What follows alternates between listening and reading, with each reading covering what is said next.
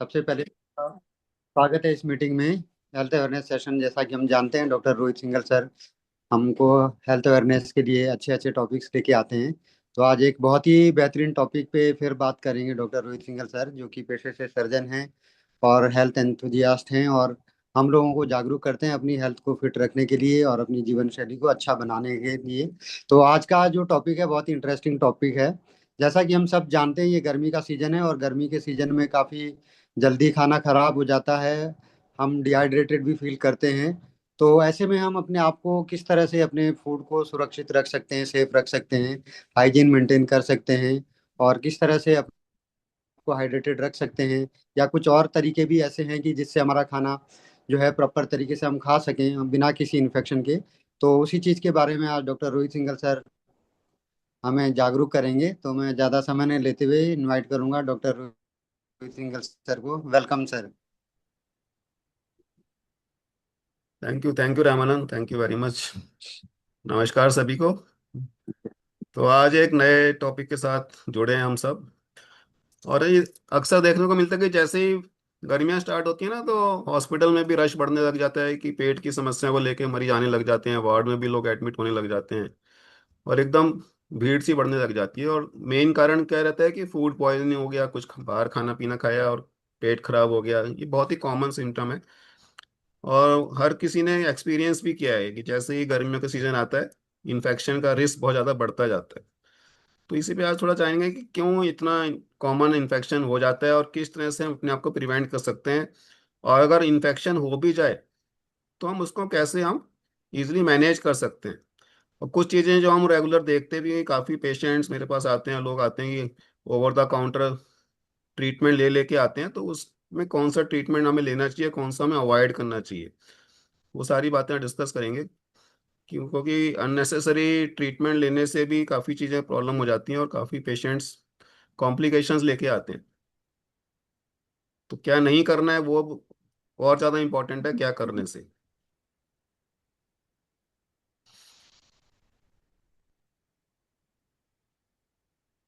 तो food poisoning क्या होता है, क्यों बढ़ जाता है फूड पॉइजनिंग? क्योंकि जैसे जैसे टेम्परेचर बढ़ता है, गर्मियाँ आती हैं, तो जो हमारे जर्म्स हैं, जो बैक्टीरिया का ग्रोथ रैपिडली, उनका मतलब बहुत ज़्यादा बढ़ जाता है, उनके ग्रोथ का रेट बहुत ज़्यादा बढ़ जाता है और बहुत जल्दी खाना फर्मेंट होने लग जाता है, बहुत जल्दी फास्ट कर रहा होता है। और हमारा वाटर में जो आइस हम यूज़ करते हैं गर्मियों के टाइम में, हम चाहते हैं कि ठंडा यूज़ हो, आइस मोस्टली कंटेमिनेटेड रहता है।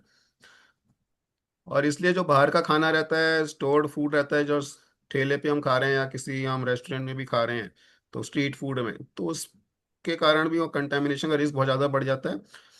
और इसमें मक्खियों का भी चलन बहुत ज़्यादा हो जाता है जैसे जैसे गर्मियाँ बढ़ती हैं। तो ये सारी चीज़ें हैं कि इसलिए फूड पॉइजनिंग गर्मियों के सीजन में बहुत ही कॉमनली देखने को मिलता है।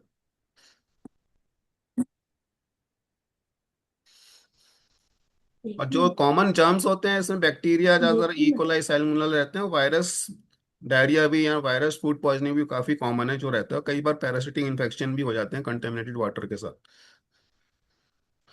तो प्रॉब्लम क्या आता है कि हम से आते हैं सोचते हैं कि किसी बैक्टीरिया ओवरलोड हो गया, इसी कारण हमारा पेट खराब हो गया। ऐसा भी नहीं है। तो मेन चीज़ ये रहती है कि आपका बैक्टीरिया जो टॉक्सिन्स प्रोड्यूस करते हैं वो मेनली कल्प्रिट रहते हैं। तो टॉक्सिन्स खाने में पैदा हो गए, वो आपको फिर नुकसान पहुंचा रहे हैं। कई बार ये रहता है कि हम खाना गर्म कर रहे हैं, रीहीट कर रहे हैं उसको, तो हम सोचते हैं कि बैक्टीरिया तो मर जाते हैं, कुछ बैक्टीरिया मर भी जाते हैं अगर हम रीहीट करते हैं उसको प्रॉपरली। पर जो टॉक्सिन्स रिलीज हो गए खाने में, वो फिर भी एक्टिव रहते हैं और उसके कारण से भी फूड पॉइजनिंग हो सकती है। तो हो सकता है कि खाना हमें देखने में बिल्कुल सही लगे, उसका स्मेल भी बिल्कुल नॉर्मल रहे, इन स्पाइट ऑफ डैट वो हमें इन्फेक्शन कर सकते हैं और हमें प्रॉब्लम कर सकते हैं। तो टेम्परेचर जो होता है ना, बहुत ही एक डेंजर जोन होता है। 5 डिग्री टू 60 डिग्री में बैक्टीरिया बहुत जल्दी से मल्टीप्लाई करते हैं। तो इसलिए फूड डेंजर जोन रहता है। इसलिए हम कहते हैं कि गर्मियों में जैसे ही आप खाना पका रहे हैं, विद इन 2 आवर्स के अंदर उसको हमें रेफ्रिजरेट कर देना चाहिए, ताकि उसमें जो बैक्टीरियल ग्रोथ है वो हम रोक सकें या उसको डिले कर सकें। तो हर 20 मिनट में बैक्टीरिया डबल होते लगते हैं हमारे खाने में। तो इसी कारण से हम रीहीट करके दोबारा खाते भी हैं, पर टॉक्सिन्स के कारण फिर वो हमें इन्फेक्शन का रिस्क बढ़ जाता है। और सबसे बड़ा रोल है कि गट माइक्रोबियोम का भी बहुत बड़ा रोल होता है हमारा इम्यूनिटी के लिए।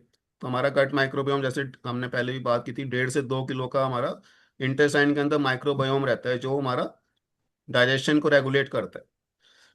और साथ साथ के इसका बहुत बड़ा रोल इम्यूनिटी के लिए रहता है, और ये जो हार्मफुल बैक्टीरिया या हम वायरसेस खा रहे हैं, खाने के साथ हमारी बॉडी में जा रहे हैं, उनको भी वो कम्पीट कर रहा है, उसको भी वो टैकल कर रहा है। और कई बार ये रहता है कि ज़्यादा जोश में आके हम अननेसेसरी एंटीबायोटिक्स यूज़ कर लेते हैं, और उससे गट माइक्रोबायोम डिस्टर्ब हो जाता है और हमारी इम्यूनिटी को फिर इम्पैक्ट पड़ता है। तो इसका भी हमें ध्यान रखना है। और एसिडिटी का भी ये रोल रहता है कि स्टमक में जो एसिड है वो भी काफ़ी बैक्टीरिया और जो भी टॉक्सिन्स हमारे बॉडी में एंटर करते हैं खाने के थ्रू, उनको भी वो डिस्ट्रॉय करता जाता है। और ये देखा गया कि जो लोग बहुत ज़्यादा एसिडिटी की दवाइयाँ खाते हैं एसिड रोकने के लिए, है ना, एंटासिड पेंटॉप की गोली खा रहे हैं या कैप्सूल रेगुलर यूज़ कर रहे हैं सालों साल से, तो उसमें इम्यूनिटी लो हो जाती है, क्योंकि एसिड आपका खत्म हो जाता है और एक डिफेंस आपका लूज हो जाता है। और ये देखा गया कि कुछ लोगों में तो जल्दी इन्फेक्शन हो जाता है, कई लोग बिल्कुल नहीं हो पाते, क्योंकि उन सबका इम्यूनिटी डिफरेंट रहता है, उनका स्टमक एसिड डिफरेंट रहता है। इसलिए सेम खाना अगर 2 लोग खा रहे हैं, हो सकता है एक को इन्फेक्शन हो जाए, दूसरे को ना भी हो, क्योंकि गट माइक्रोबियोम उसका डिफरेंट है। तो इसलिए हमें कभी भी कंपेयर नहीं करना है और अपना इम्यूनिटी पे फोकस करना है, हमारा गट माइक्रोबियोम कैसा है और हम किस तरह से अपने आप को प्रिपेयर कर रहे हैं। तो कॉमन कॉज क्या है फूड पॉइजनिंग का? ज़्यादातर फूड और वाटर से ही हमारा कंटेमिनेशन एंटर करता है बॉडी में। हैंड हाइजीन बहुत ही इंपॉर्टेंट है। हम कई बार मैं देखता हूँ कि हम रेस्टोरेंट में जाते हैं, खाना कहीं बाहर भी खा रहे हैं ठेले पे, तो कई बार वो बेयर हैंड से ही खाने की चीज़ों को टच करते रहते हैं, उसी से अपना शेल्फ के कपड़े को भी, गंदे कपड़े को भी छू रहे हैं, तो उससे हाइजीन पूरा ऊपर नहीं हो पाता और कंटेमिनेशन का रिस्क बहुत ज़्यादा बढ़ जाता है। फूड स्टोरेज बहुत ज़्यादा नुकसान करता है। अगर गर्मी के टाइम में तो थोड़ी देर भी अगर स्टोर रह गया, जैसे मैंने बताया 2 घंटे भी बाहर रह गया, तो उसमें जम्स पैदा होने शुरू हो जाते हैं। हाफ कुक्ड मीट एग हम खा रहे हैं, इससे आपका कंटेमिनेशन का रिस्क बढ़ जाता है। और रेफ्रिजरेटर में भी ऐसा नहीं है कि हम लंबे समय तक खाने को रख सकते हैं, वो बैक्टीरियल ग्रोथ को मतलब कम कर देता है, वो ऐसा नहीं कि बिल्कुल ख़त्म नहीं करता है। तो 1 से 2 दिन मैक्सिमम हम रेफ्रिजरेट कर सकते हैं। गर्मी में तो नेक्स्ट डे तक यूज़ हो जाना चाहिए, उसके नेक्स्ट डे हमें डिस्कार्ड कर देना चाहिए, क्योंकि उसमें फिर बैक्टीरियल ओवरग्रोथ हो गया है और वो आपको इन्फेक्शन कर सकता है। तो ये सारे हाई रिस्क फूड हैं, हम सब जानते भी हैं, अवेयर भी हैं, और इसको हम अवॉइड भी करते हैं। हम सब जानते हैं कि सब हेल्थ के लिए काफ़ी अवेयर हैं। तो हम कभी भी अब वाटरमेलन पपाया कहे पहले तो काट काट के लोग वो सेलर्स रखते थे अट्रैक्ट करने के लिए, उसको अवॉइड करना है। चटनी ज़्यादातर कंटेमिनेशन का बहुत बड़ा सोर्स रहता है, उसको हमें अवॉइड करना चाहिए अगर कुछ भी हम स्नैक्स ले रहे हैं। मायोनीज या क्रीम पेस्ट्रीज जो हम खा रहे हैं, क्योंकि वो कोल्ड रहती है, उसमें कंटेमिनेशन का रिस्क बहुत ज़्यादा रहता है। मिल्क प्रोडक्ट्स बहुत जल्दी खराब होता है, उसको हमें अवॉइड करना है। तो जैसे कई बार पार्टियां हैं, शादियां हैं, या उसमें काफ़ी देर तक खाना सर्व पड़ा रहता है, तो उसमें कंटेमिनेशन का रिस्क बहुत ज़्यादा बढ़ जाता है। इसी कारण गर्मियों में इतने ज़्यादा केसेस देखने को मिलते हैं फूड पॉइजनिंग के या डायरिया के। और सिम्टम्स क्या होते हैं? लूज मोशंस रेगुलर हो सकते हैं, वॉमिटिंग, क्रैम्पी पेन हो सकता है पेट में, फीवर और वीकनेस हो सकती है, डिहाइड्रेशन आपको फील करेंगे, बॉडी एक होगा, आपको वीकनेस काफ़ी फील होगी। और कई बार आपको हाथ पैर ठंडे से लगेंगे, आपको ठंड ज़्यादा लगने लग जाएगी। तो ये कुछ कॉमन सिम्टम्स हैं। पेट में बार बार दर्द हो रहा है, आपको आपको भूख नहीं लग रही है, नॉजिएटिंग फील हो रहा है। और कुछ डेंजर साइज रहते हैं कि आपको मोशन के साथ ब्लीडिंग स्टार्ट हो गई, या वॉमिटिंग रुक ही नहीं रही किसी भी कारण से, वीकनेस बढ़ती जा रही है आपकी, और आप डिजीनेस या कंफ्यूज फील कर रहे हैं, आपको काफ़ी सुस्ती आ रही है, और आपका यूरिन आउटपुट कम होता जा रहा है। तो ये शो कर रहा है कि आप में डिहाइड्रेशन काफ़ी ज़्यादा हो गया, और इसमें आपको फिर मेडिकल इंटरवेंशन किया और आपको फौरन हॉस्पिटल पहुंचना चाहिए, डॉक्टर को दिखाना चाहिए। और इन सब बीमारी के लिए रिस्क पे कौन रहता है? जैसे बच्चे और एल्डरली पीपल स्पेशली ज़्यादा रिस्क पे रहते हैं, प्रेग्नेंट वुमेन, क्योंकि उसमें उनकी इम्यूनिटी कम रहती है और वो बहुत जल्दी डिहाइड्रेशन में चले जाते हैं। इसलिए उस उन कंडीशंस में, जैसे अगर एल्डरली हैं या हमारे बच्चे हैं, उसमें हमें स्पेशल केयर रखनी चाहिए। और इस तरह के हमें बिल्कुल ही फूड अवॉइड करने हैं जो रोड साइड में ओपनली सर्व होते हैं। चटनी और सॉस को हमें अवॉइड करना है, अनकवर्ड फूड को हमें नहीं खाना है बिल्कुल भी। और रीहीटेड फूड जो बार बार गर्म हो रहा है, उसको हमें अवॉइड करना है। क्रीम पेस्ट्रीज जो हमारे कई बार बेकरी में पड़ी रहती हैं, कितना पुरानी है हमें पता नहीं चलता है, और वो अभी हमें अवॉइड करें तो ज़्यादा अच्छा रहेगा। तो कुछ गोल्डन प्रिवेंशन टिप्स हैं कि हम कैसे अपने आप को बचा सकते हैं। अपना हाथ हम रेगुलरली वॉश करें, सेफ वाटर को लें, है ना। प्लास्टिक बॉटल बाहर पड़ी रहती है धूप में या कार में पड़ी रहती है, तो उसमें काफ़ी ज़्यादा कंटेमिनेशन हो जाता है, प्लास्टिक एंटर कर जाता है पानी में, वो भी हमारी हेल्थ को बहुत ज़्यादा नुकसान करता है।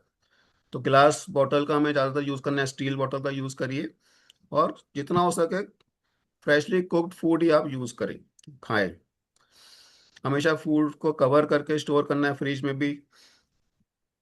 और जो खाना गर्म है उसको गर्म रहे, और कोल्ड को गर्म रहे, बहुत ज़्यादा रिपीटेडली हीट और कोल्ड में चेंजेस ना लाएं, क्योंकि जैसे जैसे करते रहेंगे आपका कंटेमिनेशन बढ़ता जाएगा।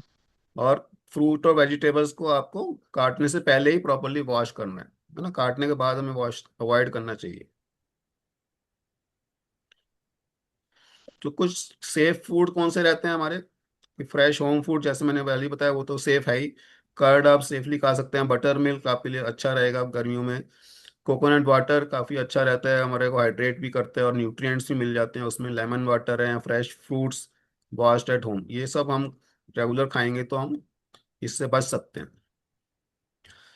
अब एक क्वेश्चन आ होता है कि मान लो इन्फेक्शन हो भी जाए, कई बार सावधानी बरतते हुए भी इन्फेक्शन हो ही जाता है, तो अगर हो जाता है तो फिर हमें सबसे पहले क्या करना है।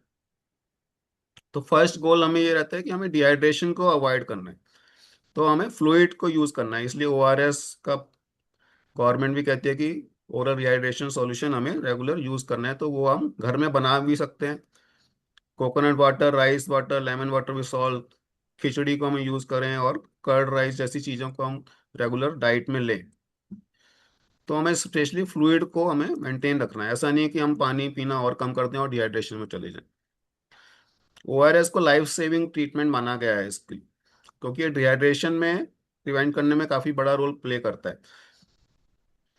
इसको हम ऐसा नहीं कि एक बार में सारा पी के, थोड़ा थोड़ा सिप्स करके लेते रहिए। और इवन डायरिया हो रहा है या आप वोमिटिंग आ रहा है तो आप थोड़ा सिप्स करके लेते रहिए, फिर भी ये एब्जॉर्प्शन बॉडी में होता रहता है। फर्स्ट लाइन ट्रीटमेंट हमारा ओआरएस सॉल्यूशन ही रहता है। और कैसे बनाया जाता है, 1 लीटर पानी आप, साफ पानी एक जग में लीजिए, और 6 चम्मच शुगर और 1 चम्मच सॉल्ट आप डालिए, उसको मिक्स करके आप उसको यूज कर सकते हैं फ्रेश। शुगर और सॉल्ट का कम्बिनेशन ये आपका वाटर एब्जॉर्प्शन को भी बढ़ाता है। तो इसलिए ये डायरिया हो रहा है कुछ भी हो रहा है, आप इसको थोड़ा थोड़ा सिप्स करके लेते रहेंगे तो आपका एब्जॉर्प्शन होता रहेगा, और आपको डिहाइड्रेट होने से प्रिवेंट करेगा। तो राइस वाटर, बनाना कर्ड, ये सब हम घर घर में यूज कर सकते हैं, होम मेड रेमेडीज हैं अगर आपका पेट खराब हो जाता है तो। और इस तरह के फूड हमें अवॉइड करने हैं, fried food, spicy food, oily food अगर घर में हम हैं। अल्कोहल को तो बिल्कुल ही नहीं पीना है।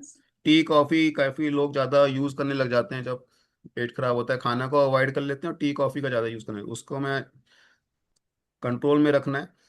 कोल्ड ड्रिंक और ज़्यादा डिहाइड्रेट कर देते हैं, तो उसको हमें बिल्कुल भी नहीं लेना है जब हमारा इस तरह का सिम्टम हो रहा है, गैस्ट्रोएंटेराइटिस हो रहा है।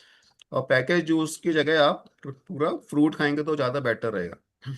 मिल्क प्रोडक्ट्स को आप अगर ज़्यादा पेट खराब है तो आप उसको अवॉइड कर सकते हैं। और मेडिसिन को हमें बहुत केयरफुली यूज़ करना है, क्योंकि मैं एज ए डॉक्टर हम देखते हैं कि ज़्यादातर लोग कुछ ना कुछ दवाई लेके ही आते हैं, है ना, वो भी एंटीबायोटिक्स लेके आते हैं। हर डायरिया में एंटीबायोटिक की ज़रूरत नहीं है। एंटीबायोटिक खाने से आपका गट माइक्रोबायोम डिस्टर्ब हो जाएगा और आपका इम्यूनिटी को लो करता जाएगा। तो हमें सेल्फ मेडिकेशन को अवॉइड करना है, जो हम ले सकते हैं घर में, जो मैंने खाने पीने की चीज़ें बताई हैं उसको स्टार्ट करिए और अपना प्रॉपरली रेस्ट करिए। और मेट्रोजिल बहुत ही कॉमन ओवर द काउंटर हर केमिस्ट हर जगह मिलता है। और सब लोगों को पता है कि पेट खराब होने का मेट्रोजिल हमें गोली खाना है, या एंट्रोक्विनॉल एक टैबलेट आती थी पहले, वो आप रेगुलर यूज करते हैं। पर मेट्रोजिल का बहुत ही लिमिटेड इफेक्ट रहता है इसमें, और ये सिर्फ कुछ ही कंडीशंस में दिया जाता है, तो इसका बहुत बिल्कुल भी हमें यूज नहीं कर रहे हैं विदाउट कंसल्टिंग एनी डॉक्टर। तो मेट्रोजिल है जो एमीबियासिस या जियाटिक इन्फेक्शंस में ही यूज किया जाता है, और वो बहुत इतना कॉमन नहीं होता वो एमीबियासिस, है ना। वो डायग्नोसिस के बाद ही स्टार्ट करते हैं, ओवर द ऐसा नहीं कि कुछ भी आपको डायरिया हुआ आपने मेट्रोजिल खाना शुरू कर दिया। और काफ़ी पेशेंट आते हैं मेट्रोजिल खा रहे हैं तो भी उनको आराम नहीं आ रहा, क्योंकि मेट्रोजिल की जरूरत है ही नहीं, उसका रोल ही नहीं है डायरिया में, फिर भी वो मेट्रोजिल खाए जा रहे हैं। एंटीबायोटिक तभी देना चाहिए जब आप फीवर हाई हो रहा है, आपको ब्लीडिंग स्टार्ट हो रहा है, आपका परसिस्टेंट डायरिया ठीक नहीं हो रहा होम रेमेडीज से। सम जैसे कॉलरा एक पहले कंडीशन थी, उसमें बहुत ज़्यादा डायरिया होता था, या इम्यूनो कॉम्प्रोमाइज पेशेंट्स हैं, तभी हम एंटीबायोटिक्स का जुडिशली यूज़ करते हैं। और कई बार डायरिया हमारा वायरल के कारण होता है, तो एंटीबायोटिक का कोई रोल नहीं रह जाता, इसलिए एंटीबायोटिक से हमारा इम्यूनिटी डाउन भी होगा, गट माइक्रोम डिस्टर्ब होगा, इसलिए हमेशा जुडियस जुडिशियस यूज करना है। और हमारा डिहाइड्रेशन भी वर्सन हो सकता है, और रेजिस्टेंस आपका डेवलप होता जाएगा। ये कॉमन मिस्टेक्स हम सब लोग ने हमने देखा भी, और पहले शायद हम भी करते थे, अवेयरनेस नहीं थी जब, कि without any advice antibiotic start कर देते थे। और उल्टी ज़्यादा हो रही है तो फ्लूइड पीना भी हमने बंद कर दिया, है ना, पानी वानी पीना बंद कर दिया, तो उसमें भी और डिहाइड्रेशन में चले गए। एकदम कुछ होता है कि एंटी डायरियल मेडिसिन आती हैं जो एकदम आपका डायरिया को रोक देती हैं, उससे भी आपको काफ़ी ज़्यादा पेन एब्डोमन के सिम्टम्स आने लग जाते हैं। और जैसे ही कुछ इंप्रूवमेंट होता है एकदम, फिर हम स्पाइसी फूड स्टार्ट कर देते हैं। ये सब हमें चीज़ें अवॉइड करनी है। और जैसे ही कुछ सिम्टम्स सीवियर आते हैं कि ब्लीडिंग हो रहा है, वॉमिटिंग रुक नहीं रहा है, फीवर आपको स्टार्ट हो रहा है, एब्डोमिनल पेन आपका बढ़ रहा है, आपका यूरिन आउटपुट कम हो रहा है, कंफ्यूजन या ड्रॉजीनेस हो रहा है ना, और एल्डरली और बच्चों में जैसे बताया, अगर सिम्टम आ रहे हैं तो आपको फौरन हॉस्पिटल में दिखाना चाहिए।